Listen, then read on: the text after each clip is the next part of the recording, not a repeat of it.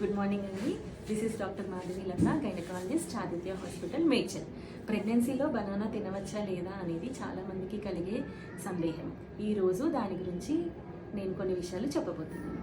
బనానాలో హైగా vitamins, minerals ఎలాంటివి అంటే B6, folic acid, magnesium, potassium, iron, fibre content పుష్కలంగా ఉంటాయి. దానిలో ఉండే ఐరన్, ఫోలిక్ యాసిడ్ మనకి బ్లడ్ పెరగడానికి ఉపయోగపడుతుంది. ఫైబర్ అనేది డైజెషన్కి ఉపయోగపడుతుంది. మెగ్నీషియం అండ్ పొటాషియం బాడీలో ఉన్న ఫ్లూయిడ్ బ్యాలెన్స్ మెయింటైన్ చేయడానికి అండ్ ప్రెగ్నెన్సీలో అధికంగా వచ్చే మజిల్ క్రాంప్స్కి బాగా తోడ్పడుతుంది. కాబట్టి బనానాలో ఇంత పుష్కలంగా మినరల్స్ అనేవి ఉన్నాయి. కాకపోతే దానిలో ఉండే టానిక్ యాసిడ్ వలన కొంతమందికి కాన్స్టిపేషన్ అంటే మలబద్ధకం కలిగే అవకాశం ఉంది.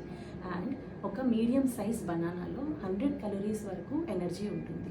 సో అధిక బరువు ఉండేవారు అండ్ దానిలో హై గ్లైసిమిక్ ఇండెక్స్ ఉంటుంది, అంటే తిన్న వెంటనే బాడీలో షుగర్ లెవెల్స్ ఎక్కువ అవుతాయి. కాబట్టి గెస్టేషనల్ డయాబెటీస్, ప్రెగ్నెన్సీలో షుగర్ వ్యాధి ఉన్నవాళ్ళు దానిని అవాయిడ్ చేయడం మంచిది.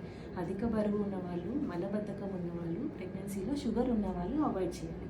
మిగతా వాళ్ళు ప్రోటీన్గా తీసుకోవచ్చు. వారంలో 3-4 బనానాస్ వరకు తింటే ఏ ప్రాబ్లం ఉండదు. Thank you.